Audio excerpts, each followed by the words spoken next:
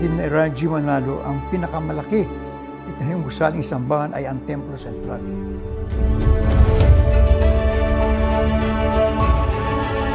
Templo Sentral. Isang matayo at bagarang edibisyo. Isang maningning at hayag na larawan ng pagtatagumpay at kaluwalhatian ng Iglesia ni Cristo dahil sa tulong at pag-alalay ng Diyos. Sa disenyo at laki ng strukturang ito na makapaglalaman ng libu-libong mananamba sa Panginoong Diyos, ay ito ang pinakaprominente at pinakadakila sa lahat ng gusaling sambahan ng Iglesia ni Cristo.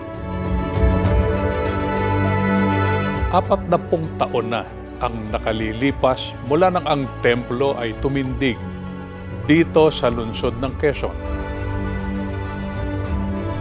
Sa special episode na ito, ihahatid namin sa inyong mga detalye ng pinakasentrong sambahan ng Iglesia ni Cristo sa buong mundo at ang itinuturing na crown jewel of the Iglesia ni Cristo architecture, ang Templo Sentral. Mapapanood po ninyo dito sa programang Pundasyon.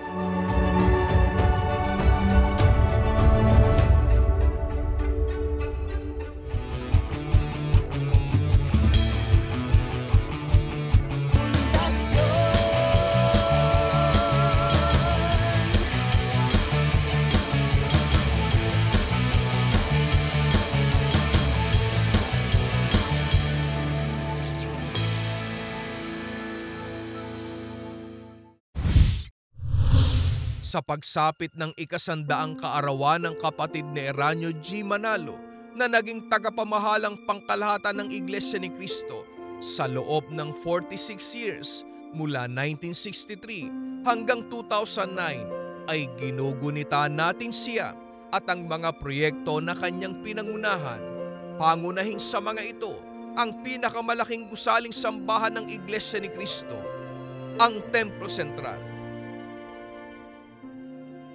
Ang pagpapatayo ng banal na templo o mga gusaling sambahan ay talagang utos ng ating Panginoong Diyos. Nakasulat sa Biblia yan, na utos ng Diyos na ang kanyang mga hinirang ipagtayo siya ng gusaling sambahan, sapagkat nais ng Diyos sa loob ng kanyang templo na itinalaga sa kanyang pangalan, doon isagawa ng mga hinirang ang tunay na paglilingkod at pagsamba sa Kanya.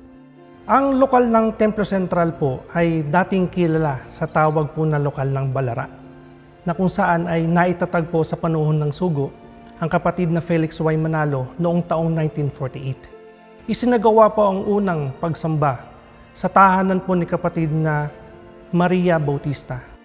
Makalipas ang ilang panahon, dahil halos hindi na kayang ilula ng dumaraming bilang noon ng mga kaanib sa iglesia, sa lokal ng Balara, ay nagkaroon ito ng iba't ibang dako ng pagsamba. 1970s po ay nililipat po ang pagsamba dito sa INC Central Complex at nagkaroon po ng tinatawag po na Kapilya 1 at Kapilya 2. Mula po sa pagiging pangalan ng lokal na lokal ng Balara, pinagtibay po ng Mayo 9, 1971 na ang lokal ay tawaging lokal ng Sentral.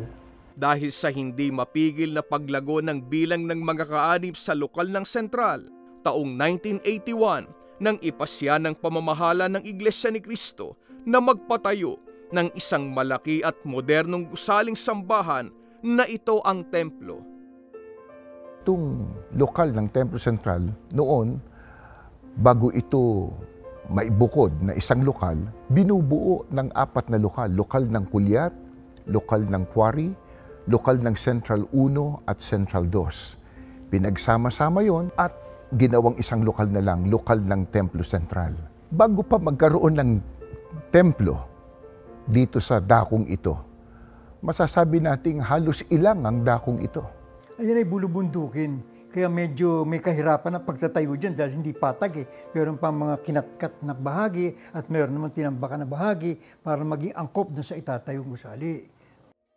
Ipinatayo ang Templo Sentral sa isang bahagi ng 1.6 na ektaryang lote ng iglesia na matatagpuan sa kahabaan ng Commonwealth Avenue sa Quezon City. Mahigit sa 2 kilometro lamang ang distansya nito sa Quezon City Memorial Circle na isa sa mga pangunahing atraksyon at pagkakakilanlan noon ng lungsod ng Quezon. Ang Commonwealth po nung araw, 2 lanes lang, espalto pa. Kalimitan ng biyahe dyan ng mga jeep hanggang Coa lang. Coa, Pilcoa, Coa, Pilcoa. Ganun lang ang biyahe dyan. Ipinatayo ang templo sa isang buo at solidong bato. Para makitang solid na solid po yung adobe na yun, ang Metrobank nakasandal pa po doon sa remarks o marka ng adobe hanggang sa ngayon. Yan ang talagang bagay na pagtatayuan ng templo. Bakit? Kasi mataas o elevation yan eh.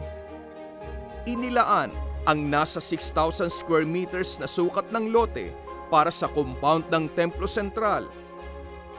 Sa harapang bahagi ay lubhang malaki ang ibinawas sa taas ng lupa upang do'y itayo ang 2-story building para maging mga opisina at nooy naging dako ng Iglesia ni Cristo, Museum and Gallery.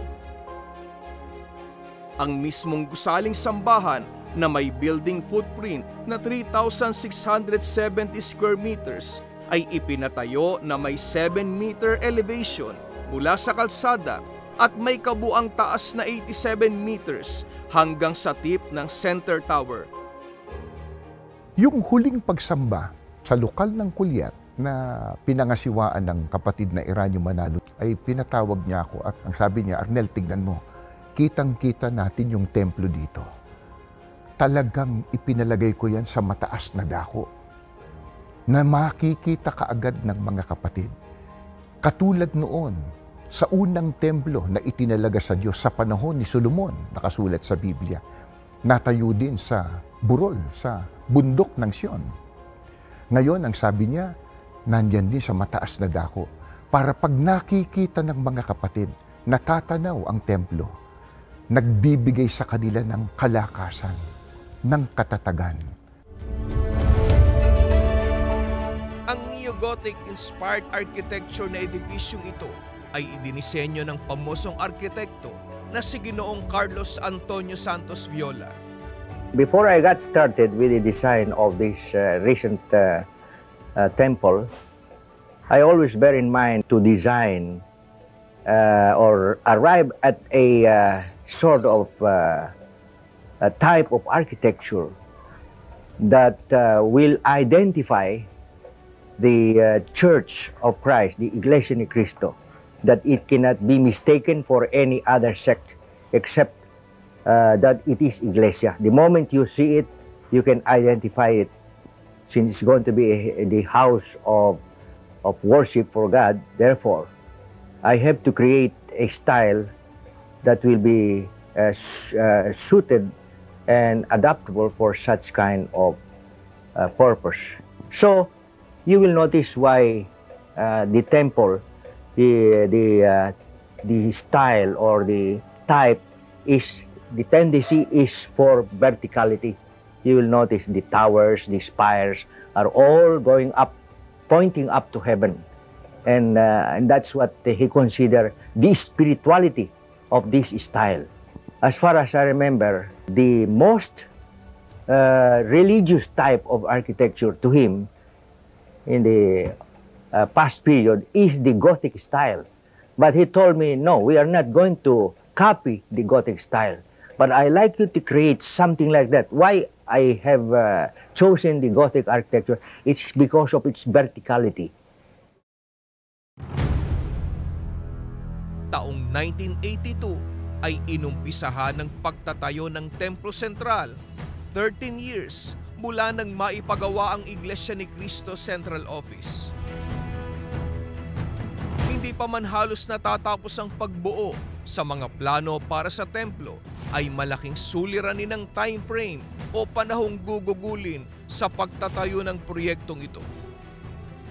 Masasabi natin ito ay challenging sapagkat naitakda na ng kapatid na Eranio Manalo na yan ay dapat italaga sa panahon na ika-70 kaarawan ng Iglesia, na yan ay noong July 27, 1984. Mahigit sa 2 taon lamang ang kailangang gugulin para matapos ang konstruksyon ng Templo Sentral.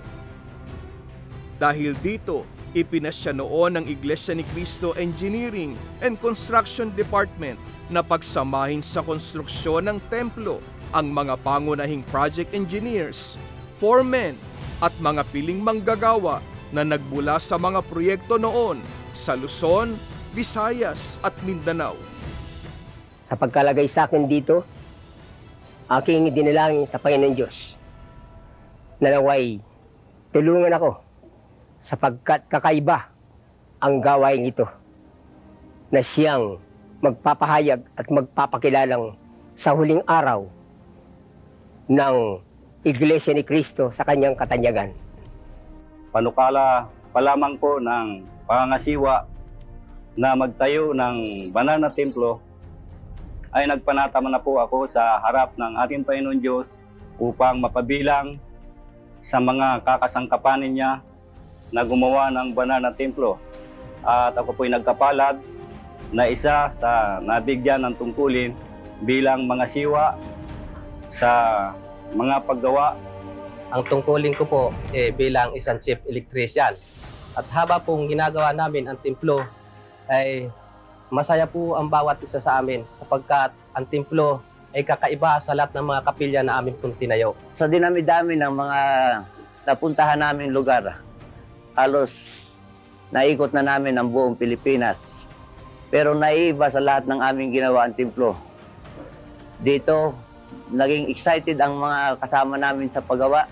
Ako'y naliligayahan sapagkat napabilang ako sa isa sa mga ngasiwa sa mga pintor. Kaya't ako po'y nagpapasalamat sa Panginoong Diyos sapagkat hindi niya ako pinabayaan sa aking pangunguna at sa aking paggawa. Hindi rin naging madali ang preparasyon para sa loteng pagtatayuan. Yung pong loteng tatayuan ay napakataas po na solid na bato. Yung taas po ng solid na bato ay kasing taas ng bubong ng gallery, yung ibabaw ng gallery. Pinagtiyagaan namin na bulldozerin para mapantay. Gumamit po kami ng reaper. Diamond reaper po ang ginamit namin. Sinabayan ko po ng paghakot. Nung mapantay na namin yung pagtatayuan ng gallery at ng templo, inilayout na po yung pundasyon na ng templo. Doon lang po ako nakakita ng pundasyon na octagon. 6 po yun eh. Yun ang pinakamalalaki. 6 na octagon na poste, yun ang pinakamalalaki. Sa pagkakatanda ko po, ang lapad noon 8 meters. Bukod doon sa 6 na malalaking yun, meron pa pong 12 mga 5x5. Doon kami nahirapan sa pag-ahon ng lupa. Kasi napakalaki na, halos 5 metro pa ang lalim. Hindi kayang isalya ng pala na diretsuhan. Gumamit pa po kami ng mga andamyo para ilalapag doon yung unang nasa tataas na gano'n, tapos itataas pa ulit. Hindi naman po kami pwedeng gumamit ng crane o backhoe dun sa lugar na yon dahil may mga scaffolding na. Andun na yung mga scaffolding. Yun ang pinaka-challenge sa akin. Mula pa lang sa pundasyon nito, hanggang sa mga floor slab ng bawat level, mga columns o poste, beams o biga, mga makakapal na wall o dingding, at hanggang sa roof o bubong nito ay ginamitan ng mahigit sa 126,000 na bag ng semento at mahigit sa 3,600 na toneladang bakal. Sadyang pinatibay ito ng gusto, kaya ang Templo Sentral ay isang reinforced concrete structure at massive structural steel. Yan pong Templo Sentral, ang konkreto lang po yan hanggang gutter. From gutter, going up hanggang sa pinyal, sa tuktok, yan po ay bakal. Structural steel yan. pati po ang bubong niyan, ang bubong ng tower natin. Yan lang po ang kapila nating steel plate ang bubong. 1/4 inch na MS plate ang bubong niyan. Nilagyan na lang ng konkreto para hindi mainit at tinapala ng mosaic tiles. Pero napakatibay ho yan. Naging malaking hamon sa kanila ang paglalagay ng mga steel towers. Ang sequence po ng trabaho namin yan, nagsimula kami sa pagtatayo ng temporary tower.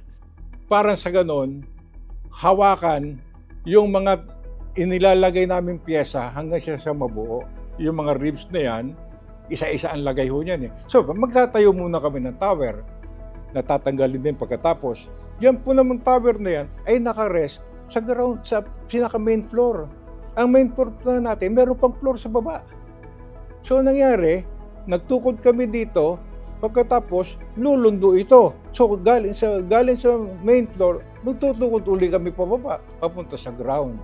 So, tinatransmit namin ang bigat galing sa taas, papunta rito sa ground mismo. Yun po ang challenging kasi parang hindi mo naman nakikita yun eh.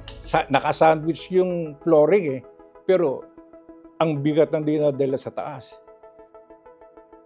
Theoretically, dapat mga 4 years yan eh. Theoretically. Kasi dalawang beses ka magpapabricate eh. Mag-i-erect ka, magtutukod ka sa baba, bibili ka ng materials para doon. Pagkatapos, lalagyan mo lang ng mga structure na permanent. Pagka matibay na siya, kakalasin mo ngayon yung tower na yan. So, para kang dalawang beses nag-erect, meron ka pang dismantling. Meron ka nag-erect, may dismantling ka pa. Sa laki at bigat ng mga bakal na pyesa at taas ng pagkakabitan nito, ay kinailangang gumamit ng tower crane. Ang crane niya 300 feet, 150 tons. Dadalwa lang meron niya sa Pilipinas. Ang pyesa po kasi dumarating yan ay halos identical eh. Sabay na nabubuo, sabay ding umaangat. Sa hindi inaasahang pangyayari, ay nagkaroon ng insidente sa paggamit ng tower crane. Hindi human error. Metal fatigue ng crane. Nung nagbubuhat ho kami, marami na kami natatapos. 2 piraso na lang itong ribs na ito ang hindi namin na ilalagay. Biglang nabali ang crane. Nung mabali itong boom ng crane, hahampas siya dapat sa wall ng templo. O kaya doon siya bumagsak sa loob. Setback na naman tayo, marami nung re-referent, marami nang disgrasya. Kamay ng Diyos ho yan.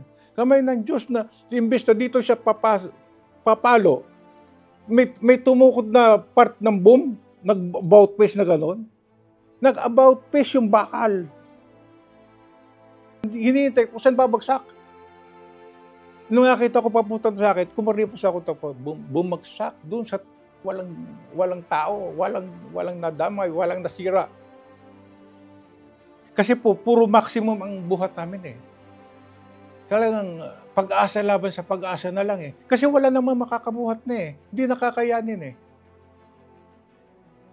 Sabi nga ng iba, Kadel, ang ginagawa natin, 50-50 lang chance natin eh. Oo nga ho, sabi ko. 50-50 yung tatayo, 50-50 hindi. Pero 150 yan sa akin eh. Bakit naging 150? Bibigyan ako ng Diyos ang 100%. 150 na siya, ikaw templo niya to eh. Alam naman, pabayaan niya yan. Kaya, bumagawa kami, pananampalataya na hindi kami pababayaan ng Diyos. Bagaman marami kaming ginagawang parang napakahirap. Pero, nagbibigay ang Diyos ng pamamaraan eh, para magawa mo ng mas maayos, mas mabilis. Sa dami po ng ginawa namin dito, marami hong mga bagay na hindi ko akalain magagawa namin. Bago po magtrabaho, panalangin muna kami. Doon lang kami umaasa. Sa panahong itinatayo ang templo, ay dumaraan ang bansa noon sa matinding krisis sa ekonomiya. Marami ang humahanga, marami din ang nagbibigay ng pag-uusig dahil panahon noon ng taghirap. panahon ng krisis. Pero ang Iglesia ni Cristo ay walang tigil sa pagpapatayo ng mga gusaling sambahan at ito nga, itong ating templo. Kami ho ay gumagawa ng mga houses of worship, mga bahay sambahan. Pagmukha nga nitong templo ay para po sa paglilingkod sa Panginoong Diyos. Kaya sa bagay po, kung masasabing ang templong ito ay inabot ng malaking halaga, ito po ay aming iniukol sa Panginoong Diyos. Kaya malaki man po ang halaga na inabot ay hindi natin masasabing wala sa panahon sapagkat ito ay para sa paglilingkod sa Panginoong Diyos. Sa buong pananampalatayang paggawa, kalaki pang pagmamalasakit at sa tulong ng Diyos ay tumindig sa ilang nadakong ito noon ng Quezon City ang Templo Sentral ng Iglesia ni Cristo. Nagsimula noong Marso 1982 ang pagtatayo ng Templo Sentral. At ito ay gumugol ng 2 taon at halos 4 na buwan hanggang sa ito ay matapos. Ang totoo, ang panahong ito ay napakaigsi kung ibabatay sa laki ng kabuuan ng templo. Ngunit, sa awa at tulong ng Diyos, ito ay natapos sa maayos na kayarian sa takdang panahon. Noong kasalukuyang nasa kalakihan ang mga gawain sa templo, ang bilang ng mga manggagawa ay umabot sa 1,300 na ito ay pawang mga Iglesia ni Cristo. Karagdagan pa rito ang may 300 manggagawa na mga hindi kaanib sa Iglesia na pawang manggagawa ng mga kontratista ng iba't ibang gawain.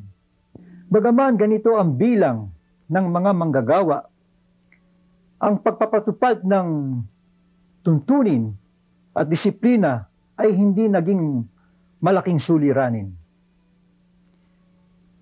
Nagkaroon ng pagbibigay ng mga tagubilin bago magsimula sa paggawa, sa umaga at sa hapon makapananghali.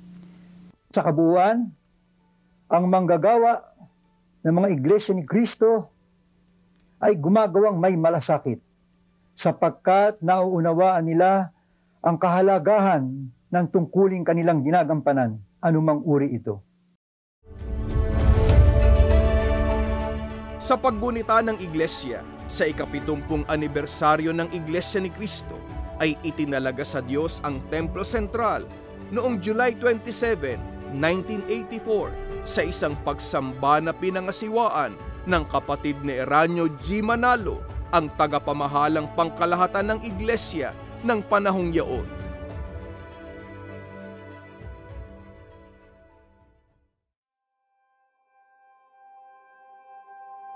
Nang ihandog po itong lokal ng Templo Sentral, ako po ay 2 taong gulang po noon.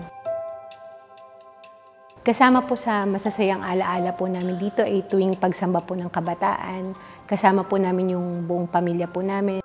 Growing up po, kami pong magkakapatid na mga may tungkulin po, sama-sama po kaming tumutupad ng mga tungkulin po namin. Kami po ay nagsimulang mga munting kagawad po sa pagsamba ng kabataan.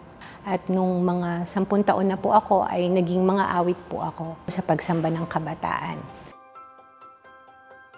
Nung bata po ako, ang tingin ko po sa templo, isang napakagandang building po. Kapag po kasi gabi, lalo po pag anniversary po, bukas po yun lahat ng ilaw. So doon po sa isang lugar po na pinupuntahan po namin ng tatay ko, kitang-kita po para po siyang nakalutang kasi parang gintong-ginto po yung ilaw po nung paligid ng templo, tas madilim po, pero siya po nagliliwanag po.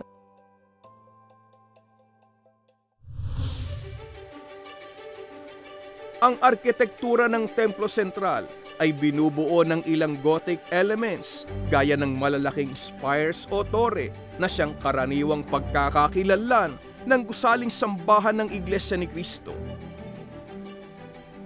Ito ay may 6 na major towers na may base na octagon at hexagon shape at 22 spires na ang pinaka-prominente ay ang center tower na may diameter na 10.15 meters.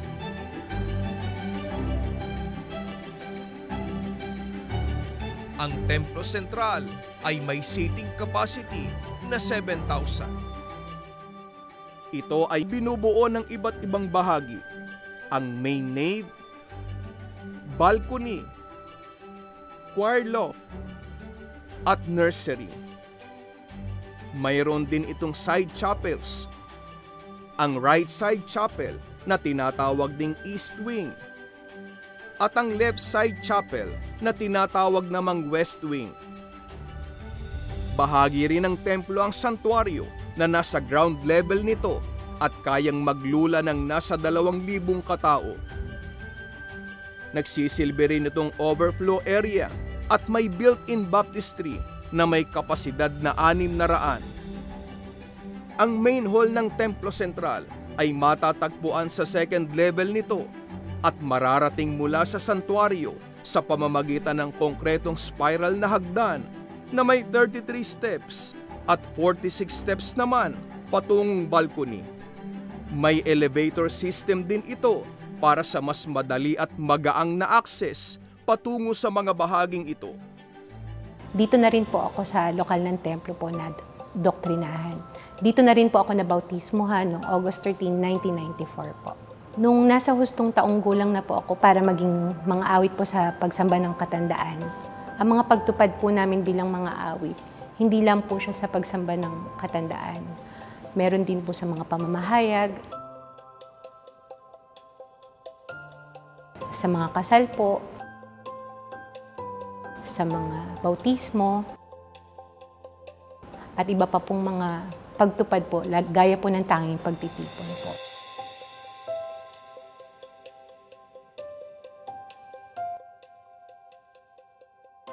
Sa main entrance ng Templo Sentral ay unang bubungad ang lower lobby nito, kahalera ng santuaryo. At pag-akyat sa second level ay ang main hall ng sambahan. Sa pagpasok pa lang ay mamamangha ang sinuman sa mga dingding at kisame na intricate at magkakaugnay ang mga disenyo. Sa harapang bahagi ang tinatawag na tribuna kung saan tumatayo ang ministro na mangangasiwa ng pagsamba. Isa pa po sa mahalagang yugto po ng buhay namin ay yung ikasal po ako dito sa lokal ng Templo Sentral noong April 29, 2008. Isang malaking biyaya po na dito mismo sa templo, nabasbasan po ang pag-iisang dibdib namin ng aking mahal na asawang si kapatid na Aldit. Simula po noon, dito na po kami magkasamang sumasamba, hindi lamang po sumamba sa ating Panginoong Diyos, kundi po tumupad ng aming mga tungkulin. Gayun din po, pinagpapasalamat ko po na ang aking anak po ay lumalaki po na nakikilala niyo po ang kahalagahan po ng tungkulin at ang pagtatalaga po sa pagsamba sa loob ng banal na templo po. Kagaya po ng aking nanay, dito na rin po ako nabautismohan sa templo. Nakatanggap na rin po ako ng tungkulin bilang kagawad po sa pagsamba po ng kabataan. Pangako ko po, katulad po ng aking mga magulang, mamahalin ko po ang banal na templo. Sa main nave ng templo ay makikita ang 5 mga naglalakihang crystal chandeliers. Ang sukat ng pinakamalaking aranya na nasa gitnang bahagi ng main ceiling ay 5.5 meters ang lapad at 6.5 meters naman ang taas. At kahit sinong makakita nito ay di maiiwasang mamangha sa ganda at laki nito.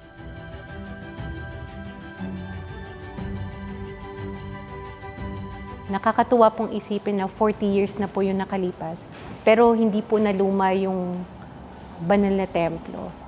Lalo pong nagiging majestic po sa paningin po ng mga kaanib. At ganun din po ng mga dumadaan po na nakakakita dito po sa gusaling sambahan. Kung gaano po kaganda, kahanga-hanga po yung ating banal na templo po. Bahagi rin ng mga gumawa noon sa Templo Sentral ay sina kapatid na Arnel Belanghel, Angelito Caburnay Sr. at Nerio Tamundong na pawang naglilingkod sa kasalukuyan bilang kawani sa INC Construction Support Facilities sa Tagumpay, Rizal. Kahit na po karpinterong pangkaraniwan lang po ako nung panahon na yon, kinararangal at masaya po kami makabahagi kapabilang sa nagagawa sa Templo Sentral. Pasol ko yung ginagawang Templo Sentral, ako po isang finisher carpintero po. Ang lahat po ng ornamental design sa kisame at wall ng gusaling sambahan o ng templo ay yun po ang aming naging bahagi. Sa ano po kami, ceiling, kisame, paneling. Ang bahagi namin po ay sa wings ng Templo Sentral po. Kabilang po doon yung seal at nameplate ng gusaling sambahan at maging yung mga ornamental design po sa santuaryo. Kaya mayroong materialis po na galing po sa abroad ang mga nara po. Sa finishing po, nara talaga. Yung pinaka magandang klase ng nara. Ang pagkakaiba po ng aming paggawa ng precast noon kaysa ngayon. Noon po ay puro mano-mano. Malalaki yung precast at wala po kaming mga makina noon. Ang isa po sa napakagandang precast na aming ginawa ay sa may koro po, kisame ng koro ng templo. Parang sinag ng araw, parang liwanag ng araw na unti-unti po namin ginawa at binuo doon po sa kisame ng templo. Yung sa mga pagbubuhos po, inaabot kami na maghapon hanggang gabi. Walang tigil yan po. Ang ginagamit natin doon na pagbuhos sa Templo Sentral, ready mix na po tayo. Hindi na po sa manual. Bago kami paggawa, nananalangin po ng umaga. Humingi ng tulong sa Panginoon. Pagkatapos ng maghapon namin paggawa, mayroon kami rin panalangin ng hapon, pagpapasalamat sa Panginoon na naligtas kami sa mga disgrasya at karamdaman. Lahat ng parte ng gusaling tambahan ng Templo Sentral, talagang ibinubuhos namin yung aming kakayahan. At sinisiguro namin na maging maayos at may kalidad. Sulit po lahat ng aming ginawang sakripisyo, yung mahabang pagpapagal namin, pagpupuyat, ay halos nawala po yun. Excited kami nung nakikita namin matapos na yung templo. Nakikita namin pinaghirapan namin, patapos na. Malapit na kami sumamba ron. Sa loob ng 4 na dekada, ang Templo Sentral ay naging saksi sa maraming mahalaga at makasaysayang pagtitipon, mga aktibidad at pagdiriwang ng Iglesia ni Cristo. Bahagi ng templo yung tinatawag na session hall kung saan nagsasagawa ng pagpupulong sa lahat ng mga tagapangasiwa sa buong daigdig na pinangungunahan ng ating tagapamahalang pangkalahatan. At noong January 31, 1994, isinagawa ang kauna-unahang video conferencing na pagpupulong ng lahat ng mga tagapangasiwa sa distrito.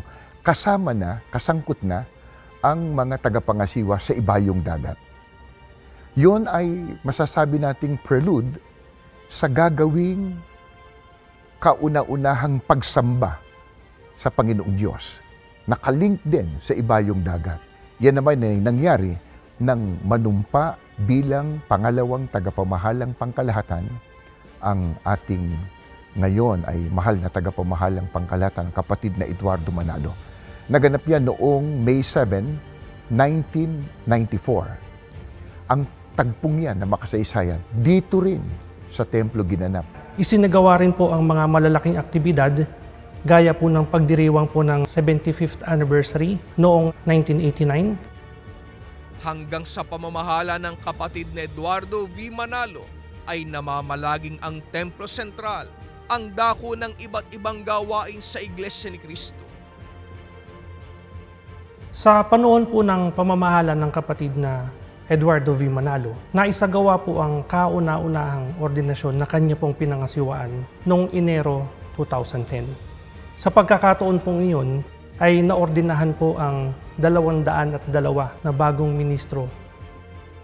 Ang dakilang gusaling sambahang ito ng lokal ng Templo Sentral ay ginagamit sa kanyang banal na kaukulan. Pangunahin na rito ay ang mga pagsamba sa ating Panginoong Diyos at maging sa pagpapalaganap ng kanyang mga salita. At dahil nga sa patuloy na pagdami ng bilang ng mga kaanib sa lokal ng Templo Sentral, ay naitayo ang mga lokal sa paligid nito. Naitatag ang mga lokal ng Green Condo, Commonwealth, Sagana, Bonifacio Drive, New Era University, Visayas Avenue, at Doña Faustina Housing. Meron ding naitatag na mga karagdagang dako ng pagsamba, kagaya ng Kaingin Extension at Pansol Extension ng lokal ng Templo Sentral. Sa paglipas ng panahon, hindi iilang modifikasyon ang isinagawa sa gusaling sambahan ng Templo Sentral. Sa panahon po na ginagamit itong templo, tinitiyak po ng ating namamahala na ito'y namamalaging maayos. Mayroon pa pong idinaragdag na mga facilities para po lalong maging maginhawa yung ginagawang mga pagsamba rito. Una po, nagkaroon tayo ng centralized aircon. Bagamat noong italaga ang banal na templo, merong portion dito na air condition na. Subalit sa kabuuan po ay ginawa po sa pahintulot ng pamamahala na lagyan po ng aircon itong buong templo kasama na itong santuaryo, pati mga opisina. July 23, 2005, sa pagsambang pagpapasalamat sa pagsapit ng ika-71 anibersaryo ng Iglesia, ay unang ginamit sa templo ang digital video wall. 2014, sa taon ng sentenaryo ng Iglesia, ang dating electronic organ na pangunahing instrumento sa pag-awit sa panahon ng pagsamba ay pinalitan ng 20-ton world-class pipe organ. Sa kabuuan ng building, nagkakaroon pa po ito ng repainting. Bahagi po ng maintenance ng templo. Meron nga tayong mga itinalaga rito ng pamamahala na tuwirang nag-aasikaso ng maintenance na ito. 40 taon na ang nakalilipas ay namamalaging nasa maayos na kayarian ang Templo Sentral. Masasabi nating matatag itong templo sapagkat marami na pong pangyayari dito sa ating lugar na nagkaroon ng malalakas na lindol, maraming mga gusali ang napinsala. Pero itong templo namamalagi pong matibay. Hindi po isinakripisyo yung structural soundness nitong building. Talaga pong sinunod yung standard na pagkakagawa, higit pa ron para lalo pong mapanatiling matibay. Kapatid na Ranji Manalo ay naglaan ng pondo para lamang gamitin sa pagtatayo ng gusaling sambahan. Ang pondo na ginugugol sa pagtatayo ng malalaki man o maliit na gusaling sambahan ay nanggagaling lamang sa kusang loob na abuloy ng mga kaanib sa iglesia. Mula nang maitalaga sa Panginoon Diyos ang templo ay natugunan nito ang banal na layunin ng pamahala kung bakit sinikap na maipatayo ang ganito kalaking edifisyo. Pangunahin sa mga ito ay ang para sa kaluwalhatian ng Ama. Hanggang ang mundong ito ay mundo, ang daigdig na ito'y daigdig. Wala pang paghuhukom, mamamalaging ang banal na templong ito. Ang kalakasan ng mga kapatid, ang tibay ng kanilang pananampalataya, kahayagan ng katuparan ng mga pangako ng Diyos sa kanyang pamamahala at sa iglesia sa kanyang kabuuan. Bahagi ng buhay ng isang kaanib ng Iglesia ni Cristo sa bawat lokal at distrito ang templo ng Panginoon Diyos o ang gusaling sambahan. At ang templong ito ng lokal ng Templo Sentral, Distrito Eklesiastiko ng Sentral ay mananatiling pangunahin at sentro ng bawat gawaing may kinalaman sa ikapagtatamo ng kaligtasan. Sa mata ng maraming tagapagmasid, ang Templo Sentral ay nag-iiwan ng mahalagang tatak sa larangan ng arkitektura ng ating bansa. May pagmamalaki hindi lamang ng mga kaanib sa Iglesia ni Cristo, kundi maging ng bawat Pilipino. Ito ay dakilang bagay na gawa ng makapangyarihang kamay ng iisa at tunay na Diyos. Ang gusaling sambahang ito ng Templo Sentral na itinayo para sa kaluwalhatian ng Diyos ay nakasalig sa isang matibay na pundasyon.